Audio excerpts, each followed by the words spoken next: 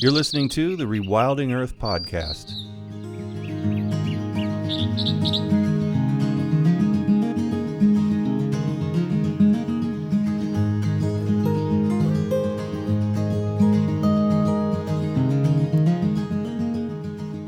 The Rewilding Earth podcast is supported by businesses such as Patagonia, Catula, and Biohabitats, as well as the Whedon Foundation and listeners like you. If you love the work that the Rewilding Institute is doing, please consider donating at rewilding.org. And be sure to sign up for our weekly newsletter while you're there. Jean Ossorio has spent more than 530 nights tent camping in the Mexican wolf recovery area since 1998, and has seen 57 Mexican wolves in the wild.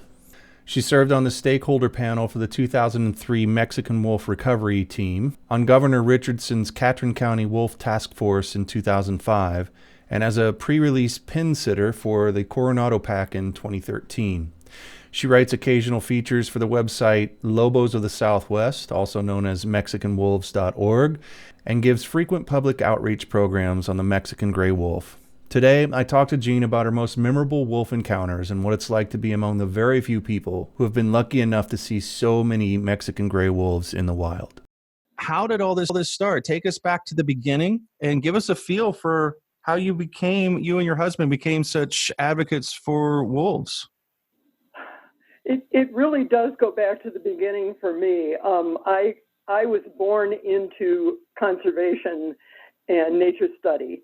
My father was one of the founders of the Webster Groves Nature Study Society in St. Louis County, Missouri, which was an amateur nature group, and they had different groups, had field trips every weekend practically. They had ornithology group, botany group, geology, even an astronomy group. My dad was an amateur astronomer, so that was one of his passions. So basically, I grew up with this stuff. Came to the Southwest initially in, I believe it was 1949, when I was 6 years old, and visited parts of northern New Mexico, southern Colorado. And so I began to fall in love with the area out here.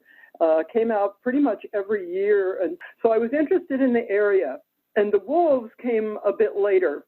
I had always wondered, why weren't there wolves around here?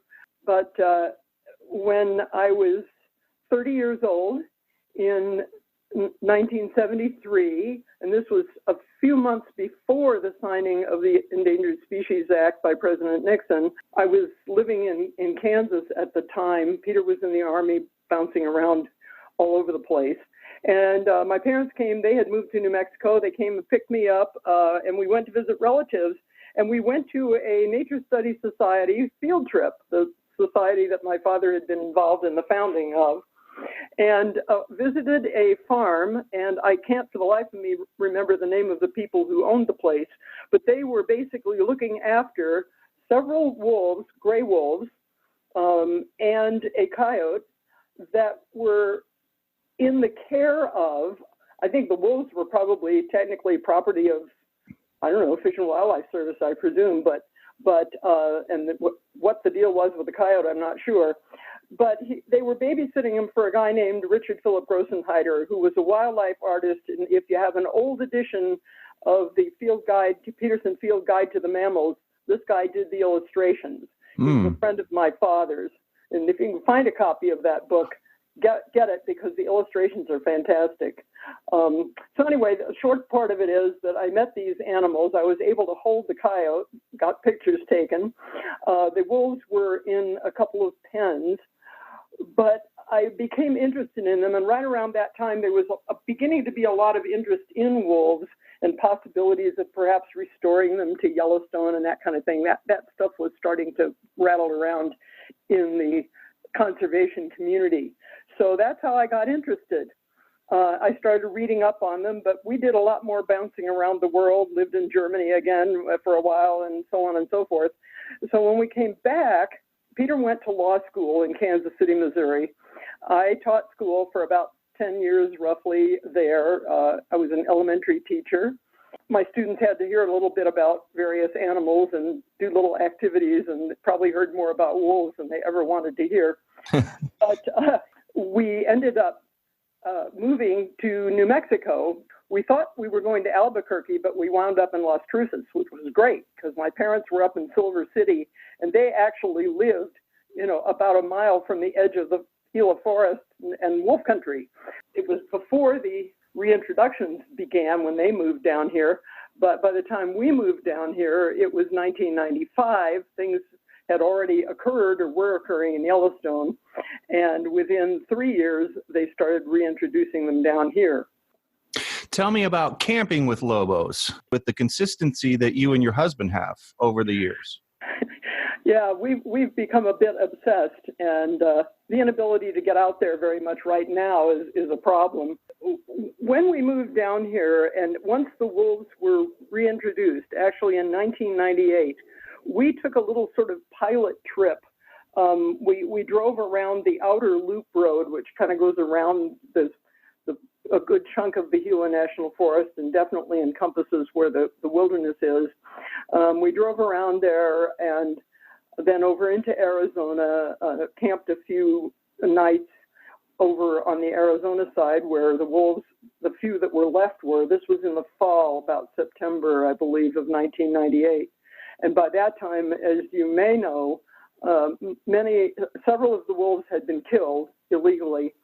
Some others had been removed from the wild for nuisance behavior and this kind of thing, so there were practically none of them left.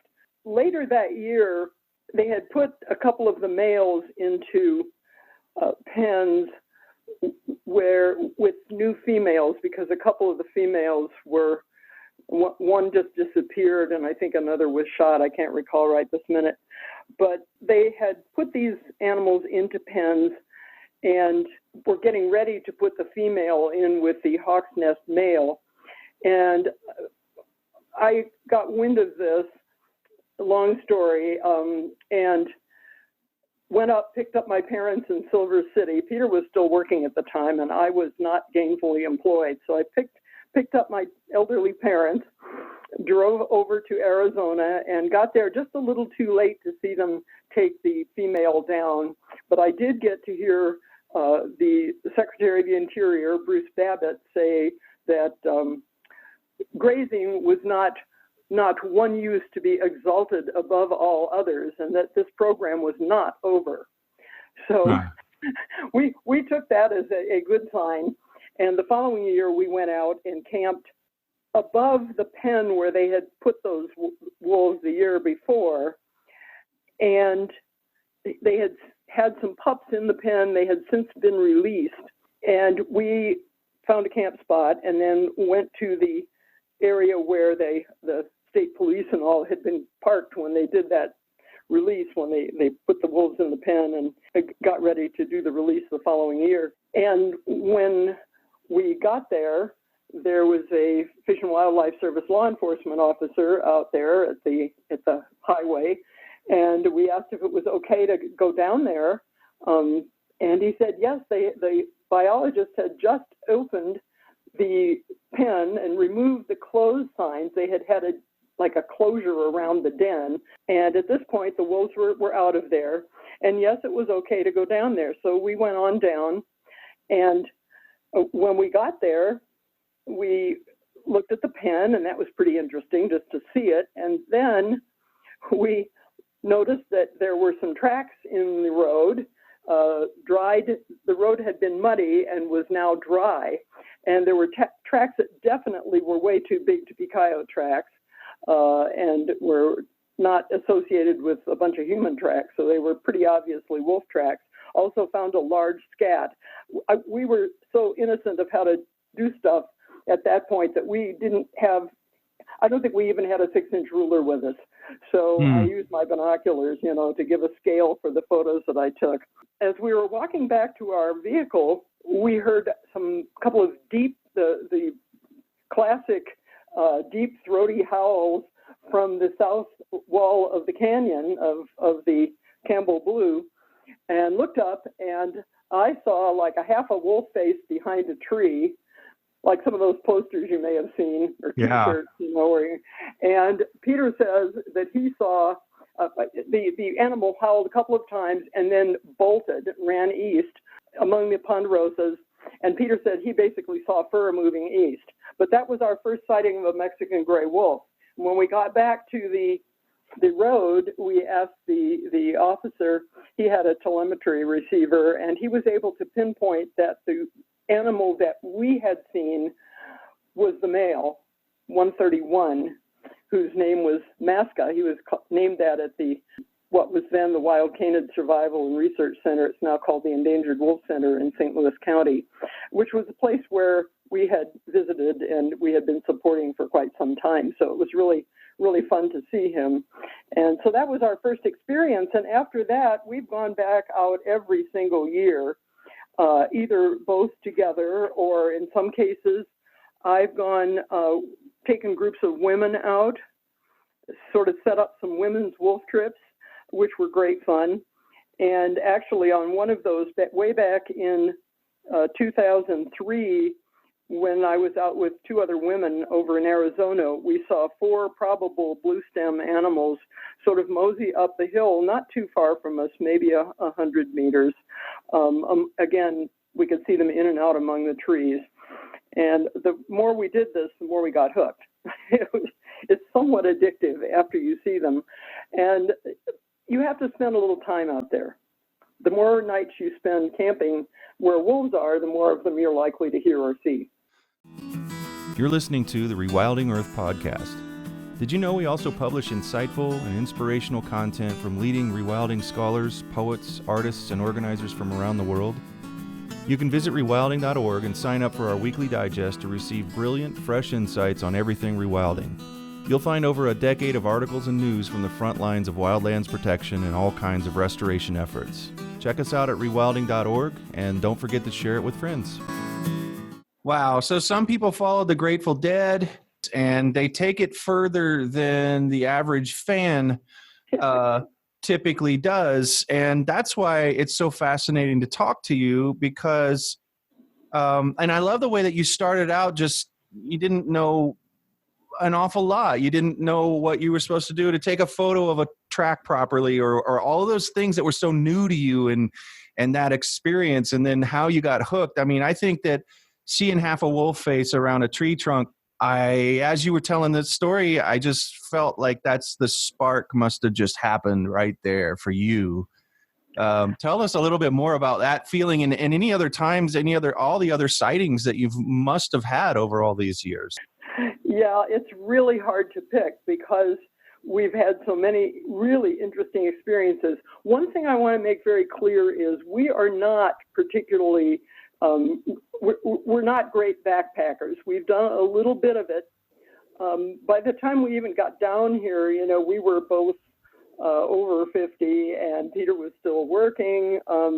The year 2000, we went back. The Hawk's Nest experience with 131 that I explained with the half-faced wolf was in late October of 1999. In late October of 2000, the Francisco pack, which consisted of that poster wolf that you've probably seen if you've seen a lot of Mexican wolf stuff, and she's a real beauty.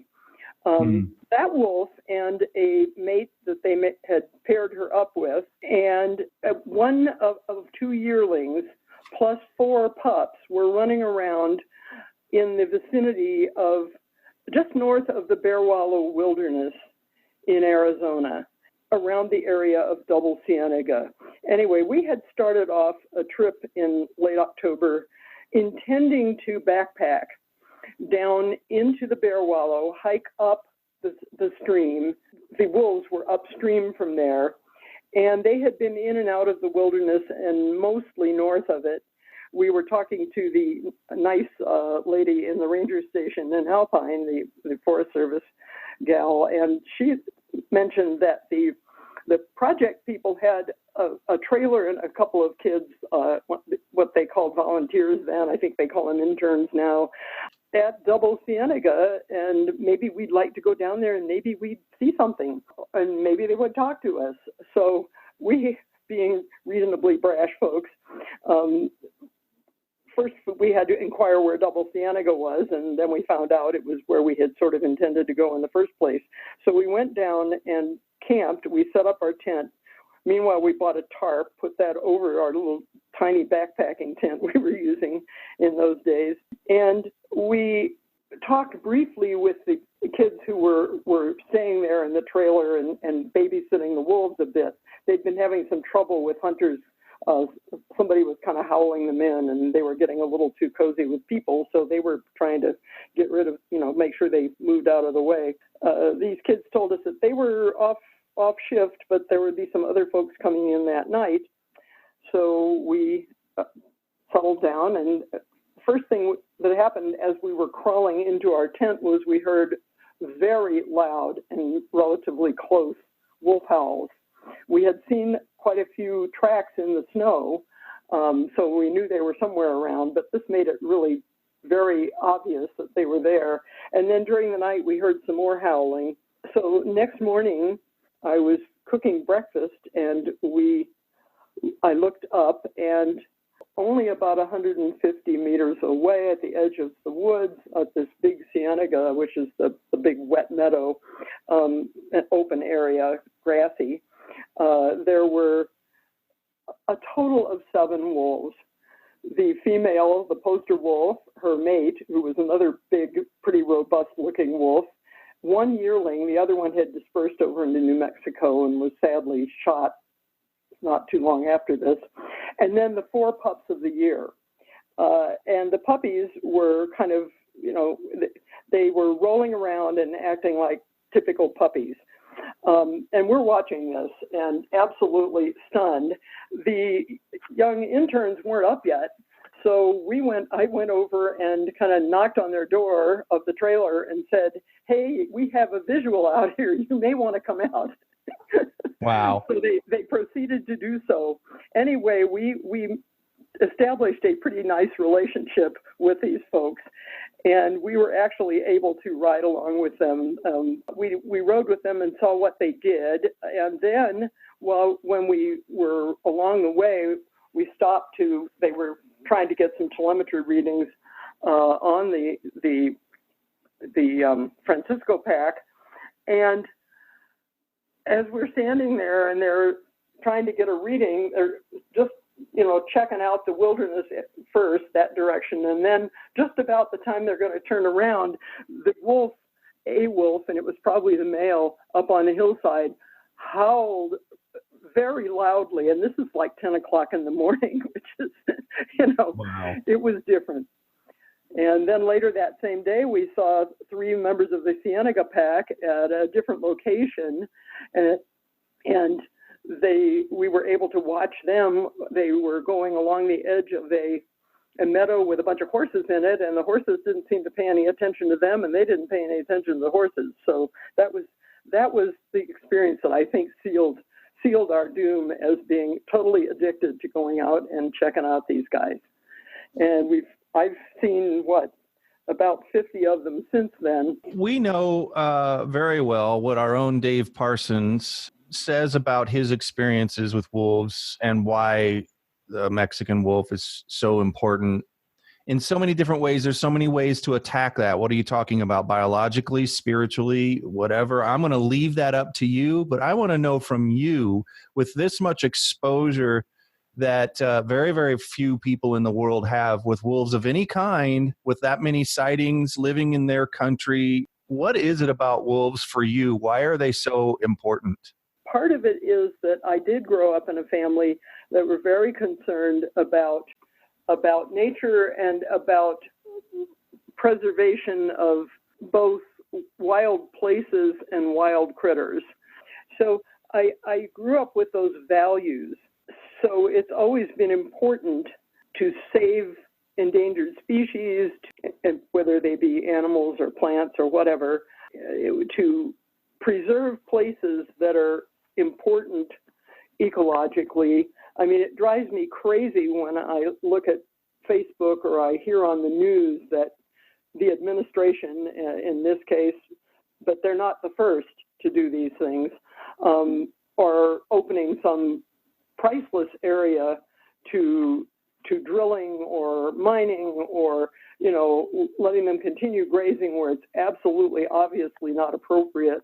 I was involved, and we have been involved in commenting on every action relating to Mexican wolves, including I actually went and spoke in Silver City and in reserve on translocating wolves into the Gila, into New Mexico, because remember, at first, if you followed the Mexican wolf program, new releases were allowed only in a small area in Arizona, and they were trying to do an environmental analysis to allow them to go ahead and take wolves that had their little paws on the ground in Arizona and then move them into the Gila. They actually, I don't think, needed to do that. I believe they actually had that ability, but they did it in order to, dot all the I's and cross all the T's. Went up to Silver City and did those 2 nights in a row, got up and testified, got heckled by the cowboys in reserve the first night. And so that was kind of my introduction to NEPA analyses.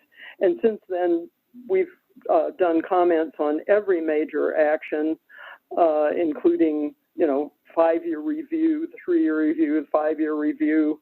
So we've done that kind of stuff. So it's more than just because I like wolves. I know there are a lot of people who are very, especially a lot of women, I think, are kind of connected to them. Most groups that deal with wolf issues will probably tell you that women tend to outnumber the men frequently in some of these wolf issues. But it's more than that. It relates to their role in ecosystems as major carnivores. I've always been a bit of one who would root for the underdog. The wolf really is kind of the quintessential underdog. I think part of it is wanting to stand up for the underdog and also to demystify wolves. I've camped not only with Peter, but I've camped a number of nights, and it's not hundreds of nights alone, but I have camped alone starting in 2004 in wolf territories, and I've heard them howl from my tent when I was alone, and have never felt threatened in any way. They're not out there lurking and lusting after Little Red Riding Hood, or they're certainly not going after 60 or 70 some odd year old women. I'll tell you that much. I took a couple of trips with some women. I organized small trips. They were like 3 or 4 people, and we went out looking for wolves. And as I say, on the first one of those trips in 2003, 2 other women were with me, and we actually got to see these wolves relatively close up and also cast their tracks and this kind of thing. So I think these are women who, one was single, one was old, relatively old, even older than I was. She was well into her 60s at the time. And neither of these people had anybody to go out with them. They didn't have a boyfriend or a husband. So I said, maybe we had been at a meeting testifying for wolves. On our way back from that trip, I said, why don't we, since you 2 don't have anybody to go with you, why don't we just make a trip, and agree to a time and go do this? So we did. And then we did that again. And I have since also gone out with other women a couple of times. On one occasion, I was hiking with a friend who lives now up, not far from Alpine. We saw wolves, and I got some of the best wolf photos I've ever gotten of those wolves. We were just sitting down eating our lunch, watching the scene in front of us, and these critters showed up and walked past us. And then when the wind changed and they got our wind, they took off, and the female, who was obviously lactating at the time, had pups nearby, howled and made a bit of a ruckus as she went. So she let us know that we probably didn't belong there. It's amazing to me how often you've started a story just today that, see, I think a lot of people would think of someone like you and your husband and people like you to be very purposeful, friendly wolf hunters who have a system and a way of getting in the path of wolves so that you have an increased chance of sightings. And in a sense, that's what you're talking about. But also, I'm struck by the happenstance nature of the stories you tell about these encounters that are so often we were just eating lunch, or we were just doing this and it just happened. And I think a lot of people would be struck by that there's not a more, I mean, I know that there's a more purposeful way to put yourself in proximity of wolves, but I think you're telling a different story. You just have to spend the time, and you're not really going to be in control all the time of when these encounters happen, but they will if you're in the right place and you spend enough time in the right place, right? Essentially, that is correct. Let me just give you statistics. I have little yellow Write in the Rain notebooks that I carry. You know, I have one on all trips. I didn't start doing that till 2004, so I had to do some extrapolation backwards. But I'm pretty sure that I can safely say that 529 is a conservative estimate of the number of nights I personally have spent camping in occupied wolf home ranges, or at least where they would be likely to be, not far away from there. You know, I wasn't 20 miles away. Mm-hmm. On the other hand, there's no way to know where they're going to be at a given time or a given day. You know, they do put up some location maps online. Sometimes I think they probably shouldn't, but they're, you know, other times I'm grateful that they do, because it'll sometimes get us in the vicinity. So we got 529 nights camping in a tent, but I've seen 57 wolves, and they're not all separate wolves. Some of these were the same wolves at a different time. Mm-hmm. So 57 wolves, 529 days. That's, you know, that's a lot of days per wolf sighting. Right. You put in the work.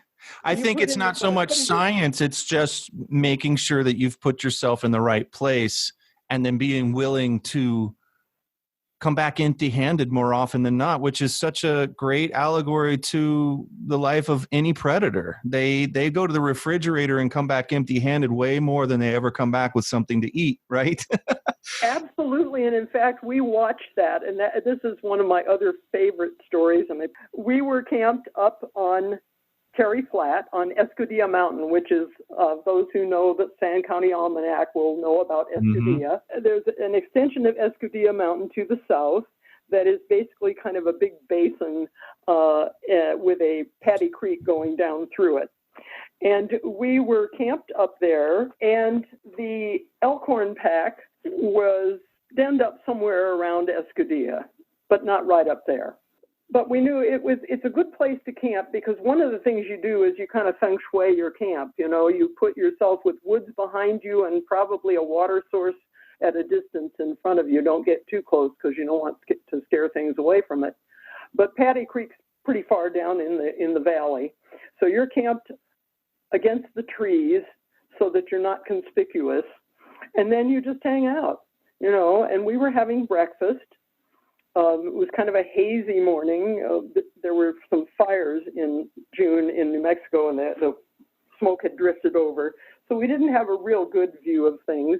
But we were sitting there, and we had seen a couple of the wolves in the valley a couple of days before, and I got one or two photographs. But at this time, the wolves came into the valley, 5 of them. And it was probably the alpha male and a couple of yearlings. And they came into the valley, and they sort of moseyed up to a spot that was probably about a kilometer from our location, certainly at least 900 meters. It was quite a distance. I don't have much of a camera, so it was a challenge to my camera when I did finally snap a few shots. But the wolves hung around, and they kind of had a couple of elk came along. The wolves just kind of got up and kind of moved in their direction a little and formed kind of like a T formation sort of thing and moved towards them. The elk stood their ground, and the wolves sort of gave up and went back. And they all, one by one, lay down in the vegetation near the creek and just hung out. And it was probably, I'd have to look up the exact timing, but it was probably close to an hour. We got some more coffee and sat there in the shade on our chairs and watched these things just snoozing. After probably about an hour, a cow elk appeared up above on the ridge, up where the wolves were. There was a side drainage that comes in, and it was kind of grassy as well, so you could see well there. We noticed that she had a calf with her, and she was just kind of grazing, and the calf was there, and for some unknown reason, the calf took off and started down the hill directly to where all these wolves were snoozing. I mean, this is drama really set up here. And one by one, the wolves got up. Mom is bolting after Junior, and I think she was probably as blown away by this as anybody. And she kept going. The baby went across the valley, past the wolves, and up into the woods on the other side. Somewhere along the way, a second cow elk joined them. Then she peeled off, and Mom and Junior disappeared with 5 wolves on their tail. About 6 or 7 minutes later, and we clocked this on purpose to see how long it would be, the wolves, one by one, returned. And 2 or 3 of them came down into the valley and sort of lay down. I guess they were pretty winded by this experience. Eventually, a couple of them went back up the hill. One of them came down past us and then proceeded to get in the water. Then he got up and shook himself, and then eventually wandered up onto the other side of the valley and disappeared. Nobody got anything to eat out of that experience. And it was a perfect example of exactly what you're talking about. They go to the larder, but there's nothing there. Or if it's there, it's smart and manages to outmaneuver them, or it fights back. And there have been wolves, including a few in this reintroduction, that have actually been badly injured, and I think in one case actually died from elk injuries, of being gored or whatever. And incidentally, the only time I've ever been afraid of a wild animal was when I was hiking with a young woman that we were out camping, and she was trying to make some video footage. And a big bull elk and 2 young males, they were apparently following after 6 or 7 cow elk that we saw run up the north side of the road. They came down the south side of the road right towards us and didn't turn off until they were about 30 feet away. That time I thought, I was watching my life go before my eyes, because if they had run into us, we would have been in really bad shape, if not dead. So that was a little scary. So I do recommend people watch out, ungulates. And I've been told since that elk can't see in front of themselves very well. So he probably didn't even see us. I would love to, I just think this is the most fantastic vision, to sit around a campfire with you, your husband, and Dave Parsons and listen all night long to the stories that will be told around that campfire. I think that would be the most amazing thing. I wish we were there now. I bet our listeners do too. But unfortunately, we have to call it a day today. But I think this also means you're just going to have to come back and continue this at a later time. And I thank you so, so much for taking the time to be on Rewilding Earth today. You are most welcome. It was a great pleasure, and maybe I'll write you a few articles. How's that?